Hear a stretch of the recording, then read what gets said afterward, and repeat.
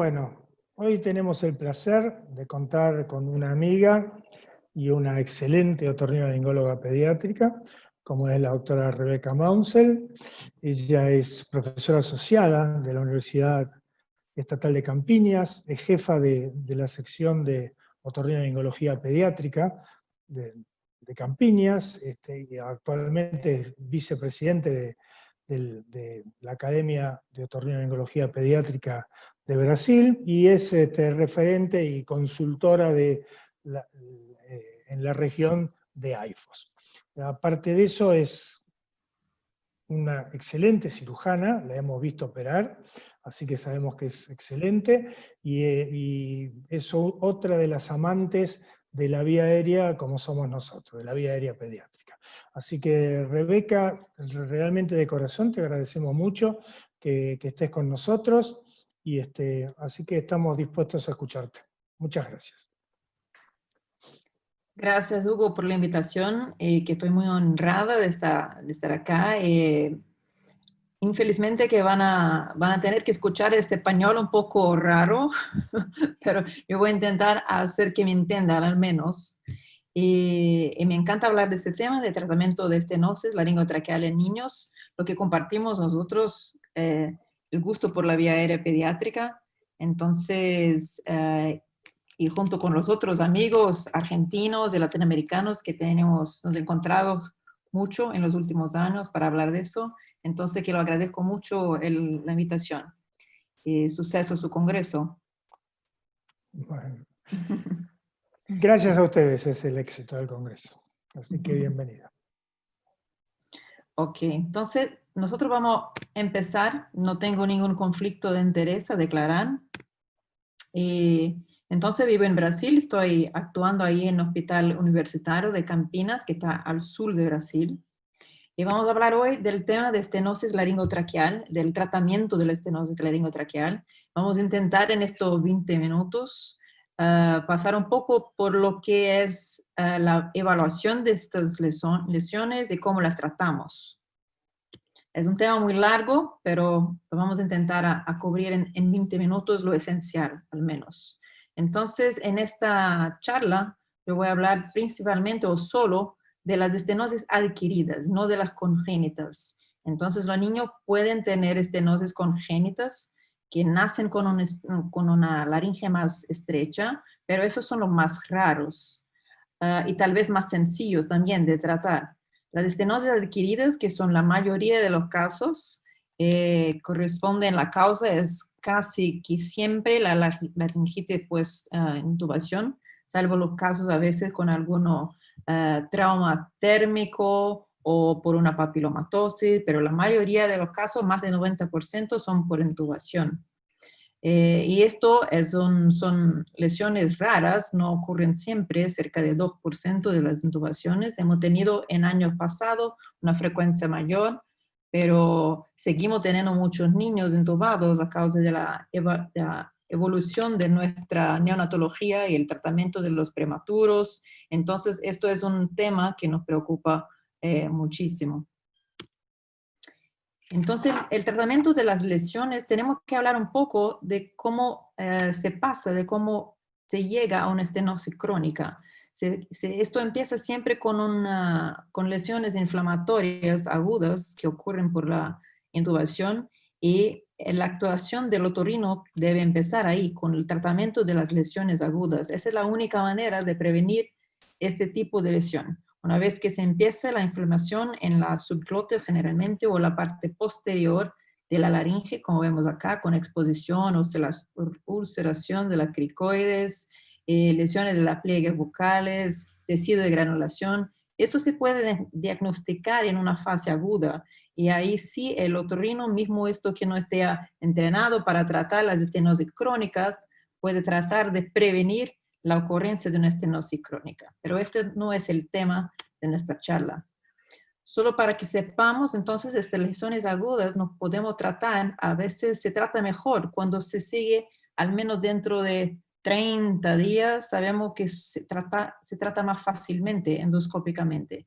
Este es un ejemplo de un caso de una estenosis que se ve 30 días después de la extubación. El niño está en casa con una insuficiencia respiratoria y llega para nosotros con esta estenosis muy importante, una estenosis grado 3.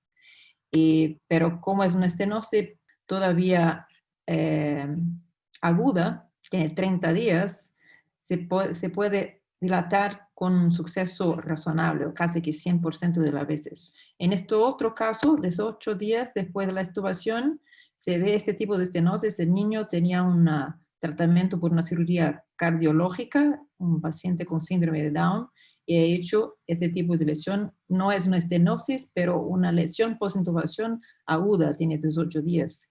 Y así tratamos de prevenimos entonces una estenosis crónica. Hemos hablado un poco de este tema en nuestra publicación hace algunos años con la doctora Melissa, que es mi colega en Brasil, y hemos visto que las lesiones, cuando dilatamos, la gran diferencia de los resultados, lo vemos, se trata justamente del tiempo de progresión de la lesión. Entonces, las lesiones que tratamos antes de 30 días, estas 100% resolvemos con tratamientos endoscópicos, como esto que hemos visto. Y algunas veces, unos 30% más o menos de las crónicas, todavía conseguimos también tratar este tipo de estenosis. Entonces, hay tratamientos posibles endoscópicos para estenosis crónicas, pero son menos bien sucedidos que las agudas, sin duda. Como este caso a derecha, que vemos una estenosis que ya tiene como 7 años de evolución, una estenosis grado 3, una estenosis espesa, subiglótica, isolada, pero que se dilata bien con un balón y que no necesita ningún otro tratamiento en una nena de 7 años. Entonces, a veces sí que es posible tratar las estenosis crónicas con dilataciones, pero la regla en general es que las agudas van mejor con este tipo de tratamiento. Las estenosis, mismo las estenosis que tenemos a veces con acometimiento glótico, estenosis glóticas, mismo las crónicas, más y más en los últimos años con los balones de dilatación, tenemos intentado a veces tratamientos endoscópicos, como en este caso, una estenosis crónica de 1 año de progresión en un niño de 2 años y que tratamos endoscópicamente con incisiones radiales, corticoides inyectables y dilatación, y con un resultado bueno. Entonces, a veces vamos a hablar un poco de cuáles son los criterios para un tratamiento endoscópico de lesiones crónicas en un rato. Y al final la dilatación, y lo vemos. Y tomamos cuidado de hacer las incisiones a las 5, a las 7 horas, tenemos una región más epitelizada. Muy importante el seguimiento, porque lo que puede suceder, lo que puede pasar es que en 1 mes, 1 o 2 meses tenemos una nueva cicatriz en este lugar. Entonces, no estamos seguros que esto va a durar tanto tiempo, pero vale intentar y documentar y a ver lo que ganamos con la dilatación algunas veces. Cuando intentamos, entonces, tenemos que pensar cuánto tiempo es agudo para saber tener un pronóstico de nuestro tratamiento, porque si es agudo, más probable que va a salir bien. Si tienen más de 30 días, empezamos a tener más problemas para mantener el lumen pérbio con una dilatación. Pero a veces la dilatación nos ayuda a definir si la cicatriz es muy gruesa, es muy espesa, y mismo si tenemos un buen resultado con la dilatación, esto nos indica que esto es una lesión que puede ser que marche bien, pero tenemos que seguir.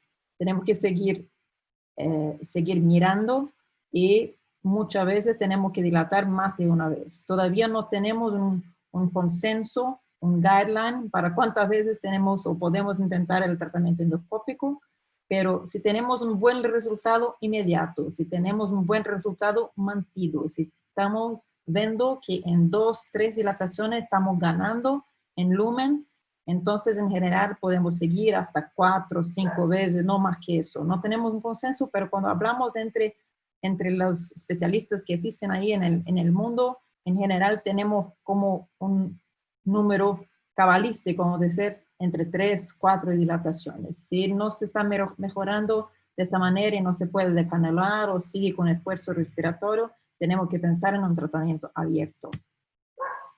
Entonces, los tratamientos de las estenosis crónicas lo dividimos en tratamientos endoscópicos y tratamientos abiertos. Y vamos a ver que son muy distintos porque los tratamientos abiertos implican en hospitalización, necesidad de UCI y mucho más complejo, mucho más trabajo en otro tipo de entrenamiento que los tratamientos endoscópicos. Lo ideal es que el cirujano o al menos alguien en la equipe sepa hacer todos los tipos de tratamiento, o que se tenga en la equipe personas que pueden hacer todos los tipos y ofrecer todas las opciones, porque cada caso es un caso distinto y tenemos que adecuar las técnicas al paciente, no al revés. Entonces la técnica puede ser endoscópicas, abiertas, y todavía tenemos que saber cuando son abiertas si vamos a hacer esto en un single stage, o sea, si vamos a sacar la traqueostomía en el mismo tiempo que hacemos la reconstrucción, o si vamos a dejar la traqueotomía para sacar después. Si vamos a necesitar poner un stent, un mold, o si vamos a dejar si no necesitamos un stent. Entonces, por los tratamientos endoscópicos y abiertos, ¿cómo elegir si son endoscópicos o abiertos? La regla general es que las estenosis más leves o moderadas, más delgadas, más agudas, estas responden mejor al tratamiento endoscópico. Y para los procedimientos abiertos, entonces las estenosis más severas, más gruesas, más crónicas y que no responden a dilataciones, estas tenemos que tratar con procedimientos abiertos. Ahora tenemos entre estas dos reglas, tenemos una zona una zona cinza, porque los niños no leen el libro para saber cómo hacer la cicatrización, se da como no necesariamente en la forma que queremos. Entonces, tenemos algunas veces estenosis limítrofes entre grado 2, grado 3, pero con una extensión vertical un poco larga, con envolvimientos en multisegmentos, entonces en las subglotes y las glotes al mismo tiempo. Y ahí tenemos que considerar y pensar lo que vale la pena, si es el tratamiento endoscópico o el tratamiento abierto. Generalmente, en mi experiencia, yo creo que si es un cirujano bien cuidadoso, se sabe hacer bien técnicas endoscópicas, si puede intentar una técnica endoscópica, generalmente esto no va a impedir una cirugía abierta después. Lo importante es no hacer malo, no dejar que la cicatriz se quede peor que antes, seguro. Entonces, los casos limítrofes de estos entre el grado 2 más alto y el grado 3 de Cotton-Mayer, a veces tenemos un poco de duda. El grado 1 hasta 50% de obstrucción para las estenosis subiglóticas, estos no necesitan tratamiento. Para las estenosis subiglóticas puras, sin acometimiento glótico y todo. Las estenosis grado 2 de Cotton, que representan entonces de 50 a 70% de obstrucción, las estenosis de grado 3, 71 a 90%, las estenosis de grado 4, donde no vemos lumen. Y sabemos que hay una relación directa con el pronóstico y el suceso de la cirugía, cuanto menor el grado de estenosis. Eso es sin duda, es siempre un criterio. Ahora, ¿cuáles son las dificultades de hacer estos tipos de tratamientos en niños? Las dificultades son a empezar por la técnica, porque estamos operando en una laringe, una vía aérea muy pequeña, entonces los pequeños errores, los edemas, todos no van a molestar. Y además que tenemos que tener un entrenamiento para operar en un sitio más chiquito. Tenemos que saber elegir cuál es la cirugía para cuál paciente. Una vez que sepamos bien hacer las técnicas, tal vez esto es el tema más difícil, saber cuál cirugía debemos hacer para cada paciente, porque la mejor cirugía es siempre la primera. Una vez que estamos haciendo la segunda o tercera cirugía encima de más fibrosis de una primera cirugía, los resultados son muy peores. Y que tenemos que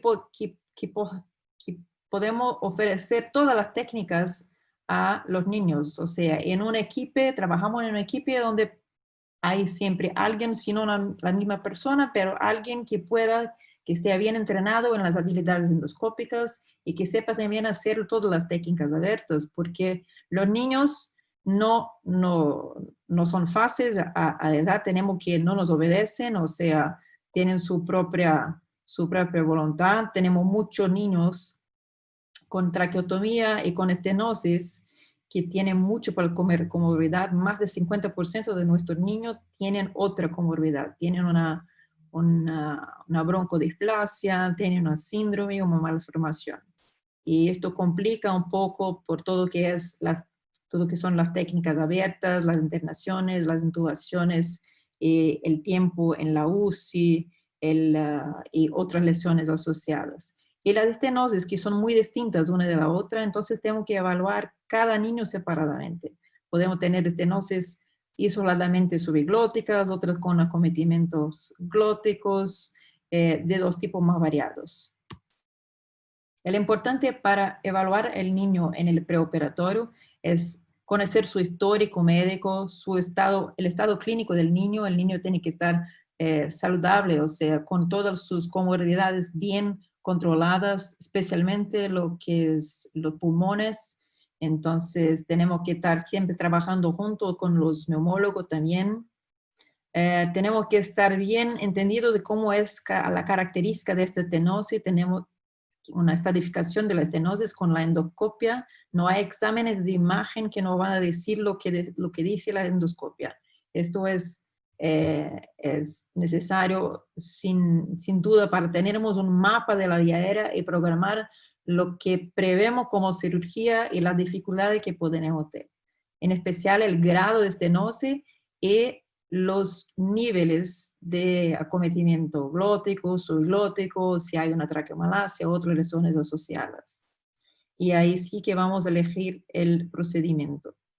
Esto todos son predictores del éxito del tratamiento y por eso vamos a ver después, otra clasificación que nos ayuda a prever la dificultad en cada paciente. Entonces, las comorbilidades de que hablaba son comorbilidades que van a tener factores inflamatorios o que van a traer otros factores que pueden causar inflamación en la vía aérea y que pueden entonces nos dar mal resultados de la cicatrización.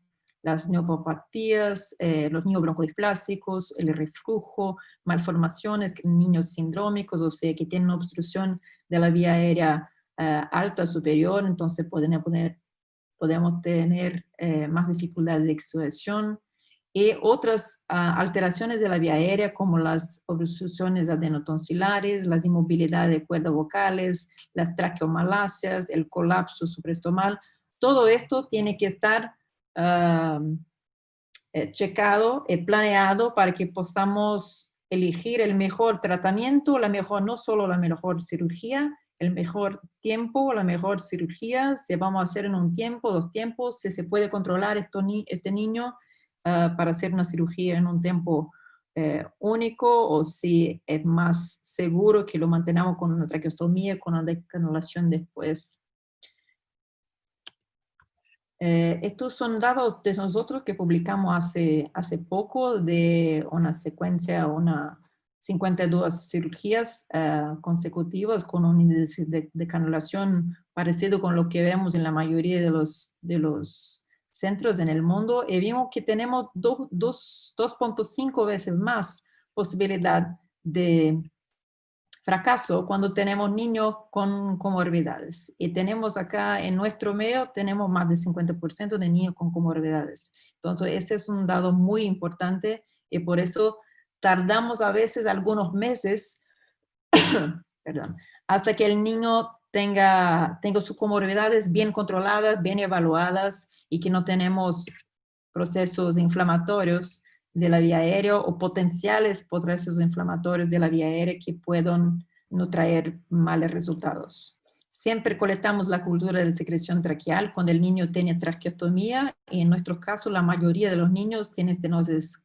graves, grado 3, 4, entonces más del 90% de nuestros casos son niños que tienen traqueostomía y necesitamos saber cuáles son las bacterias que viven ahí para poder tratar con antibióticos una vez que hacemos la cirugía. Y la mayoría de los pacientes van a tener las pseudomonas. En nuestros casos, la mayoría son multisensibles. Nosotros no tenemos tanta resistencia bacteriana como en Estados Unidos, por ejemplo, pero muchas veces tenemos gérmenes o bacterias asociadas, asociación de bacterias. Entonces era importante saber eso para evitar el riesgo de infección en el postoperatorio. Siempre lo hacemos 7 días antes de la cirugía.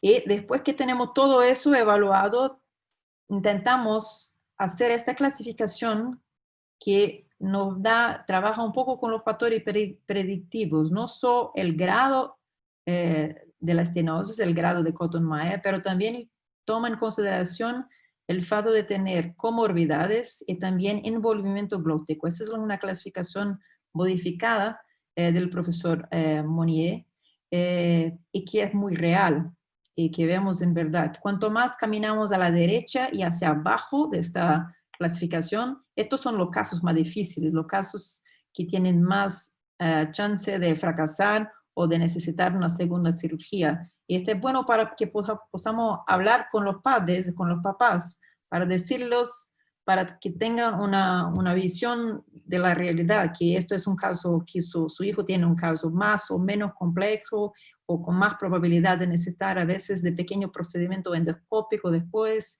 dilataciones, más endoscopías, más necesidad de control.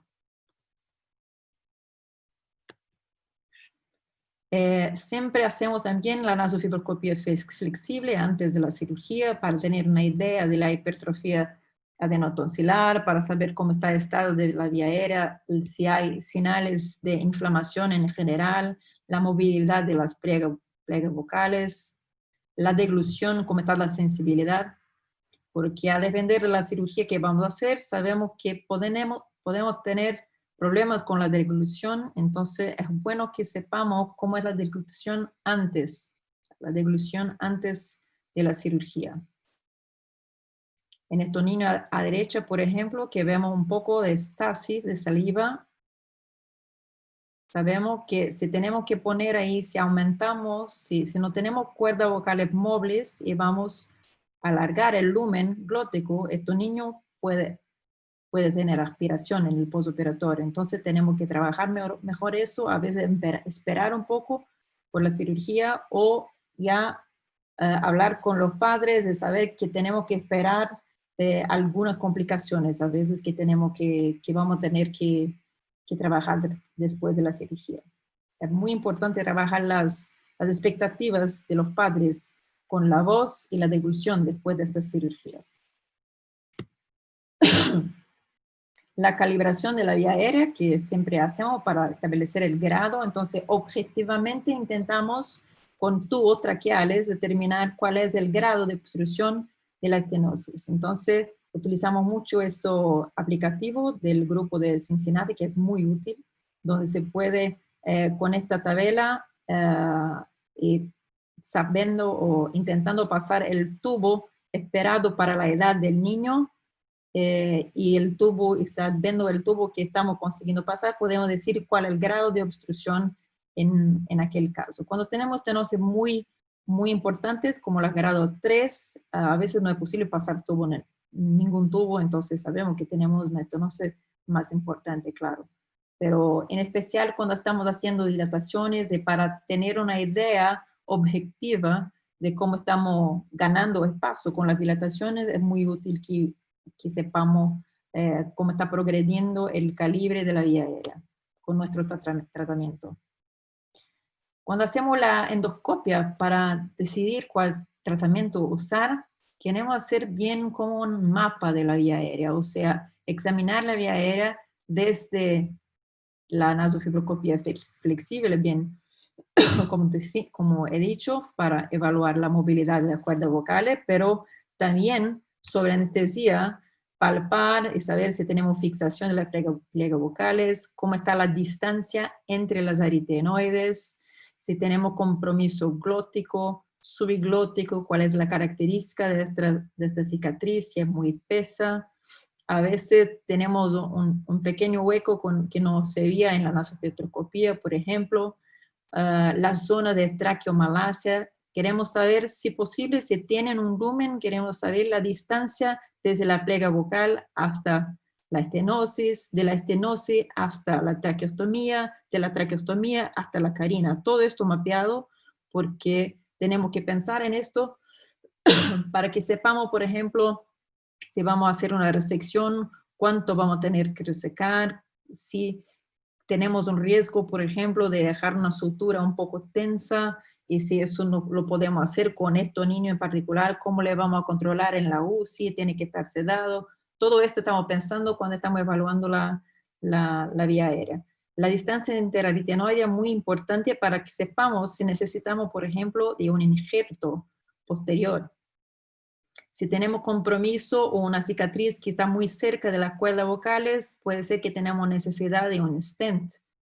Y al mismo tiempo, cuando hacemos este tipo de injerto posterior, podemos tener un riesgo adicional de aspiración. Entonces tenemos que pensar si las cuerdas están móviles. Y además, abajo, si tenemos zonas de traqueomalacia, por ejemplo, o colapsos supraestomales, tenemos que pensar que vamos a tener que tratar eso y también considerar la traqueomalacia una vez que extubamos. El niño puede tener dificultades para extubar en un postoperatorio si ya sabemos que tiene una traqueomalacia. Entonces tenemos que conocer la vía aérea toda, desde la nariz hasta la carina. Por ejemplo, vamos a ver algunos ejemplos de endoscopías muy distintas. A izquierda, entonces, vemos un caso de un niño con una estenosis glótica posterior, que empieza glótica, pero vamos a ver también que tiene una estenosis subiglótica. En este caso, era una estenosis subiglótica grado 2. Vemos que hay una distancia entre la estenosis y la traqueotomía, pero hay un derrumbio, un colapso supraestomal y el resto de la traquea está bien. Contamos los anillos para saber la distancia que tenemos hasta la traqueostomía y sabemos que esto tenemos que tratar también, tal vez, en algún momento. Y seguramente que vamos a necesitar un injerto posterior en este caso.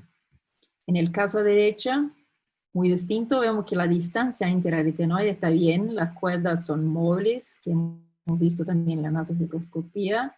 Vemos que hay una cicatriz subiglótica con una distancia que no está tan mal de las cuerdas vocales, pero más cerca del estómago, de la traqueostomía, y ya con un derrumbe, un colapso supraestomal que vamos a tener que tratar también en el mismo acto.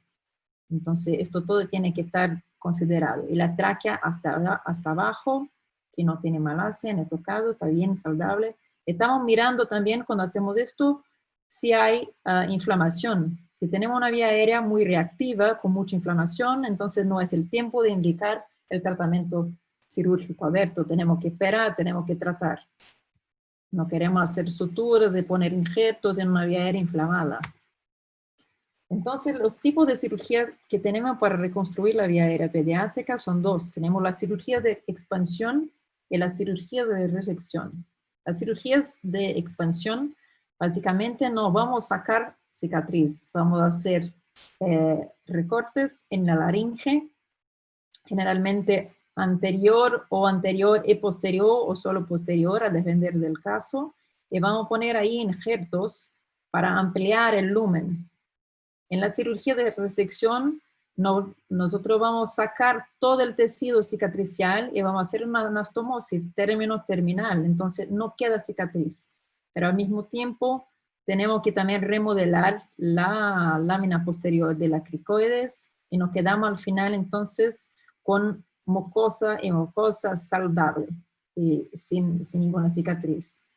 Y ahí tenemos que prever, por ejemplo, la cantidad de la vía aérea que vamos a resecar, porque sabemos que no podemos dejar eso sob tensión, que tenemos algunos riesgos. ¿Y por qué elegimos las expansiones o las resecciones? Sabemos que en la mayoría de los casos, con la evolución de las cirugías de reconstrucción, hemos visto a lo largo de los años que los resultados para las estenosis más severas, grado 3, grado 4, esta figura del libro del profesor Monnier, donde son los resultados de los grupos los más que se operan en mayor cantidad en el mundo. Entonces, el grupo de Londres, de Cincinnati, de París. Y vemos que todos tienen una queda muy importante de su taja de suceso cuando caminan para las estenosis 3 y 4. Y por eso se empezó y se empezó a intentar a pensar en otra manera de expandir o de abrir el lumen de la vía aérea, no solo con una expansión, pero con las resecciones. Una vez que es difícil imaginar cómo se puede expandir una vía aérea, por ejemplo, en una estenosis grado 4, que está completamente cerrada.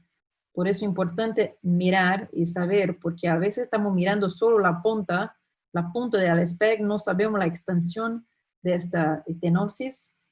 Claro que podemos mirar, el niño seguramente tenía una traqueotomía y miramos por la traqueotomía y contamos los anillos abajo, pero es necesario que el cirujano que va a abrir una vía aérea como esta esté preparado para una estenosis y para las sorpresas que pueden estar abajo de esta estenosis.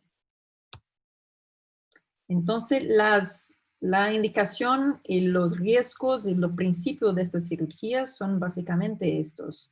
Cuando estamos haciendo expansión con injertos, generalmente la indicación son las estenosis un poco menos severas y que pueden tener sin duda acometimiento glótico, porque con injertos posteriores estamos resolviendo eso.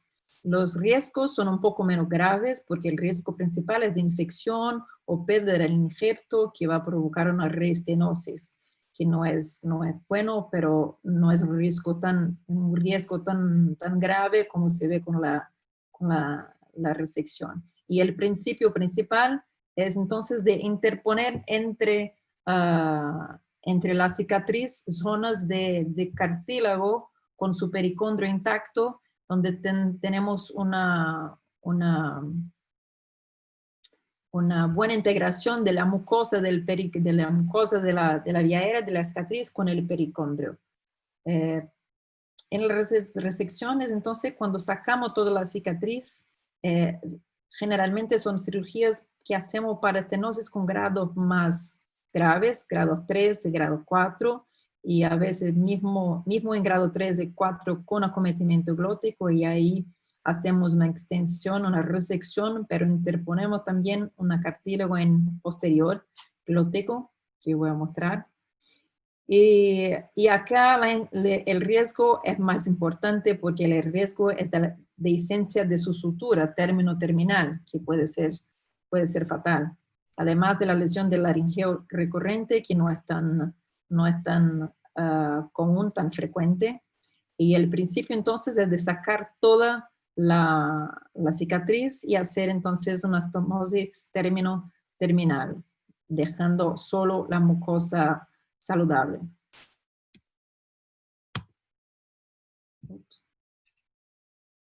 La discusión de hacer las cirugías en un tiempo o 2 tiempos es muy variable porque varía mucho, no solo en algunos casos, como en casos de pacientes con acometimiento glótico, donde se necesita, o otros casos más complejos, donde se necesita interponer un injerto, generalmente en las estenosis multiniveles, o sea, con acometimiento glótico y subiglótico.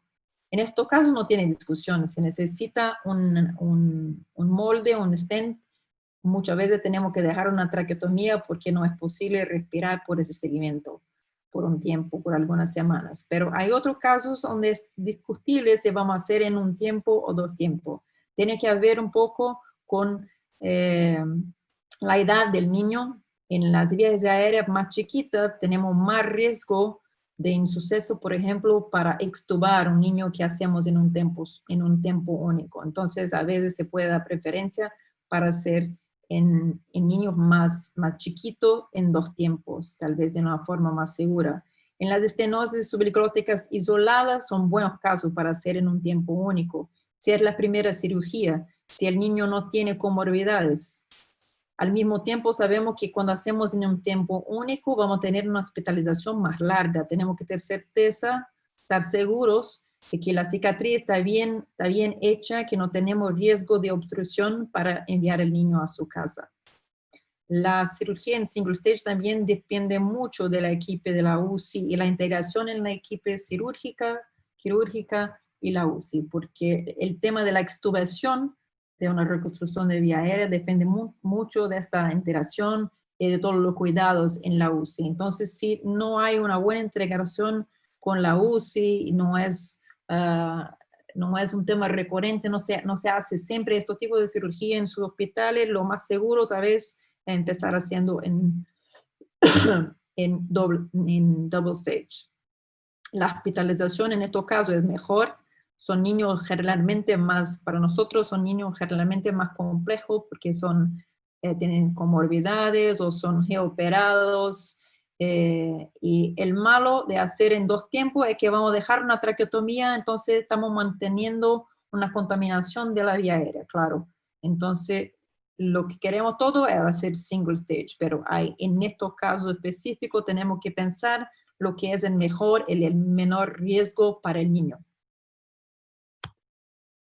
Este es un ejemplo de un injerto anterior, entonces el preoperatorio con una estenosis de grado 2 o 3 bajo, que se fue súper bien con un injerto anterior en un single stage. Esto es su postoperatorio después de algunos años. Entonces, a saber que la vía aérea crece mismo cuando hacemos reconstrucciones.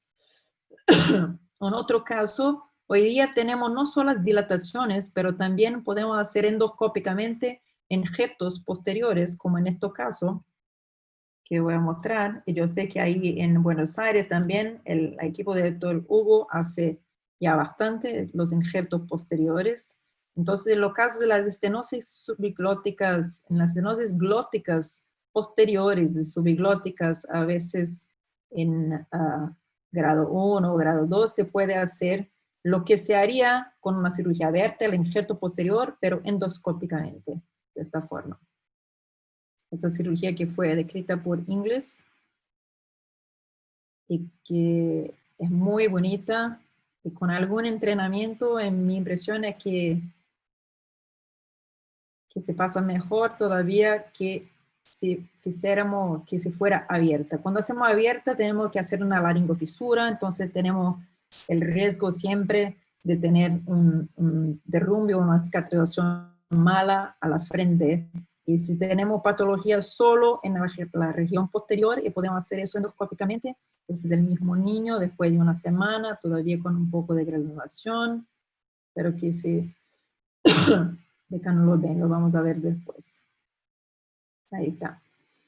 Y estos niños lo podemos dejar con un molde temporario como esto, un tubo, algunos días, el mismo disperso, como está la chiquita, que tiene 3 años. Todavía está guardada. Estos casos se fue en 2 tiempos, ya tenía una traqueotomía y guardamos la traqueotomía, pero usamos el tubo como molde y lo sacamos después, en 3 días.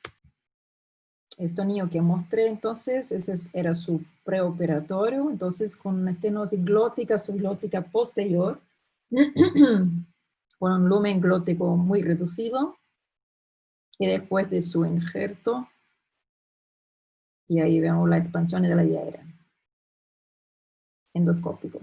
Se podría hacer de la misma forma abierta, ¿eh? Solo para que sepamos que hoy día estamos intentando cada vez más hacer esto endoscópicamente. Los injertos anterior y posterior que hacemos ya para estenosis de grado más importante, entonces como esta, una estenosis de grado 3 en este niño, y que hicimos, en este caso, hicimos esto en 2 tiempos. Y acá vemos cuando sacamos el molde y vemos la integración del injerto, vamos a ver en un rato.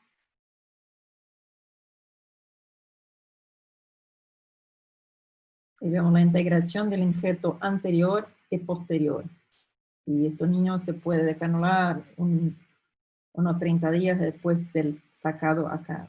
La glotis, el blanco es triamcinolona que muchas veces utilizamos como antiinflamatorio cuando sacamos el molde. Ups. Y en otro caso igual, un injerto, perdón, esto ya una resección en un niño que no tenía comorbilidades, era chiquito, pero no tenía comorbilidades. Entonces optamos por hacer la resección en un tiempo de una estenosis grado 3. Esto es la estenosis preoperatorio. El niño se quedó entubado una semana después de la resección. Y este es el 7º día cuando sacamos el tubo en quirófano. Ups, perdón. Vemos ahí un poco de tejido inflamatorio que vemos siempre, pero la vía aérea está bien larga, bien amplia. Esto tejido inflamatorio, y acá estamos viendo la sutura. Entonces, esa endoscopia al 7º día es para ver si nuestra sutura está íntegra, si no hay evidencia de dehiscencia o inflamación, o si no tiene mucho edema glótico, por ejemplo, que no puede impedir la extubación. Entonces, ese niño es reintubado en el quirófano, sigue para la UCI, se queda ahí un poco más acordado, 24 horas, colaborativo, y después se extuba el próximo día. Entonces, eso un ejemplo en un single stage. Ahora, cuando tenemos una estenosis muy importante con compromiso glótico, como vemos acá, muy distinto de acá, mira la distancia interaritenoide y la glotis bien formada, y cuando tenemos una cicatriz como esa, completamente distinto. O sea, acá podemos hacer una resección, sin duda, que lo hicimos. Pero en este caso no hay como resecar, tenemos que corregir la glotis y necesitamos un molde, un stent, por un tiempo más largo, al menos de algunas semanas. Entonces acá podemos hacer sí el otro tipo de cirugía de resección, un mixto de resección, expansión, la resección con un injerto posterior que se llama resección extendida. ¿Ok? Entonces eso para casos mucho más graves o con acometimiento glótico, subiglótico. En estos casos tenemos resultados que son buenos en términos de decanulación, muchas veces que conseguimos crear una vía aérea y tener dónde pasar el aire, pero muchas veces vamos a tener un compromiso definitivo y una secuela de la voz y de la deglución, porque tenemos una vía aérea, una laringe paralizada, y eso no conseguimos todavía corregir con una cirugía. Entonces, muy importante conversar con los padres y que sepan cuáles son las expectativas de esta cirugía y lo que podemos conseguir y qué podemos tener de problemas en el postoperatorio con la deglución y cómo podemos intentar corregir esto. Muchas veces estos niños se quedan mucho tiempo todavía con una traqueotomía en el postoperatorio hasta que todo esté bien equilibrado y la deglución segura. Alguna vez puede ser que no sea posible, incluso sacar la traqueotomía, pero mantener una válvula fonatoria y otras opciones. Y los cuidados postoperatorios, entonces terminando, que son muchísimo importantes. Yo puedo decir que esto ha cambiado para nosotros en los últimos 10 años en nuestro hospital. La participación cada vez mayor de la equipo de la UCI para que consigamos operar a estos niños sin dejarlos tan sedados, pero al mismo tiempo con restricción de movimientos, especialmente cuando hacemos resección en las cirugías de expansión con cartílago no es tan necesario, tan esencial, pero las cirugías de resección necesitamos que el niño se quede la primera semana o las primeras semanas sin extender el cuello. Y mismo cuando hacemos la laringoscopia con una semana, no es un niño que se puede intubar, por ejemplo, con una extensión cervical, porque no se puede hacer eso con un riesgo de romper su sutura. Entonces, eso tiene que estar muy claro para toda la equipo que está lidiando con estos niños. Entonces, es muy importante que la equipo de la UCI sepa qué cirugía la equipo ha hecho, cuáles son los riesgos, lo que pueden o no pueden hacer.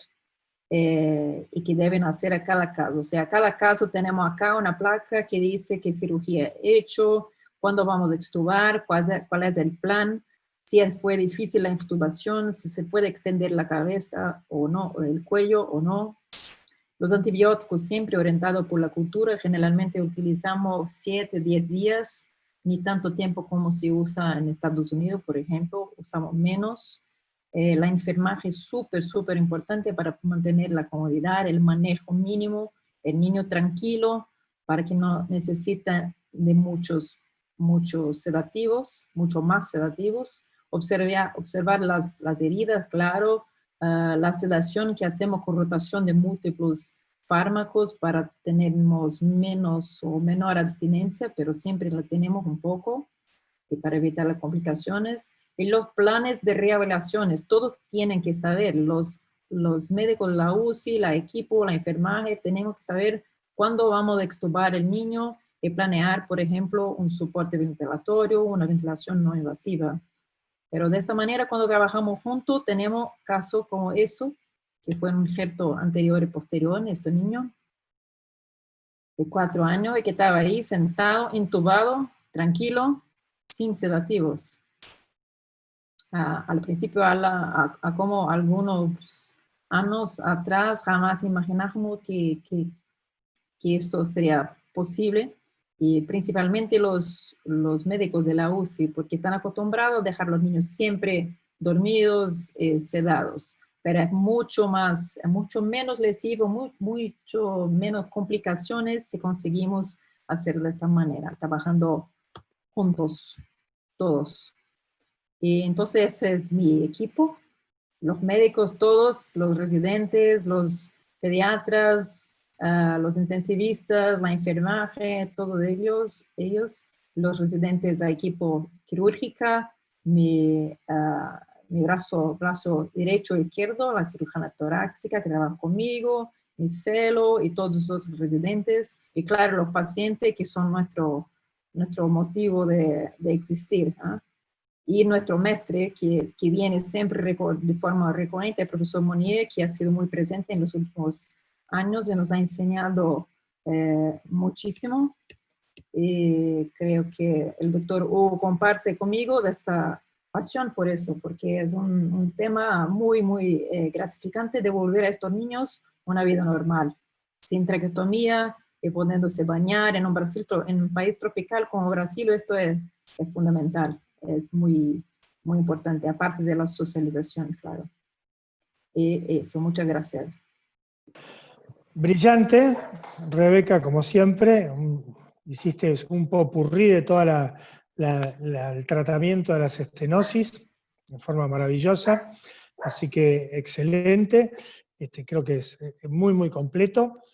Sí, es cierto, yo creo que uno que hace años que está en esto, antes la vía aérea era para muy pocos, y hoy gracias a varios maestros, uno Monier, otro Cotton, creo que son los dos principales, los que diseminaron la vía aérea por el mundo. Hoy tenemos congresos de vía aérea pediátrica nada más, y tenemos la posibilidad, lo que dijiste vos, de poder decanular a los pacientes tempranamente. Nosotros en el hospital empezamos con eso. Cuando yo empecé en el hospital hace más de 30 años, los chicos no se operaban. Los chicos menores de 15, 16 años se operaban, y hoy estamos operando desde recién nacidos. Así que, fantástico. Bueno, siempre un placer escucharte, y de corazón te agradecemos que colabores con nosotros, y creo que va a quedar un congreso muy, muy lindo, completito como nosotros queremos. Muchas gracias, Rebeca. Gracias a ti otra vez por la invitación. Sí, es un tema que ahora está para más personas, pero yo creo que es importante que sepamos que hay mucho que el otorrino se puede hacer mismo cuando no hace cirugías abiertas, ¿no? Sí, exactamente. Sí, que se puede tratar y prevenir las lesiones y todo, porque yo creo que las cirugías abiertas todavía son para pocos. Son para pocos. Son para Pero, pocos centros, ¿no? Pero hay exacto, pero que saber cuándo. cuándo no hacer más lío, cuándo no hacer más Exacto. macanas, y cómo hacer para prevenirlo. Exactamente. Nuestro Exacto, trabajo sí, está en esas sí, cosas también. Sí. Bueno, Y al mismo tiempo saber que no tenemos que dejar los niños hasta que sean adultos, ¿no? Porque mismo en no, mi hospital, por ejemplo, se habla con los cirujanos torácicos, no tocan los niños, no tocan no. los niños. Bien. Entonces, esto de la equipe multidisciplinar, el trabajo con la UCI, yo creo que lo que se pasó con nosotros es que las UCI se evoluyeron con el tiempo también. Entonces, estamos tratando mejor los niños. El Fantástico. postoperatorio está más fácil. Bueno, muy bien, Rebeca. Muchas Realmente de gracias. corazón te agradecemos. Suceso. Te dejamos tranquila.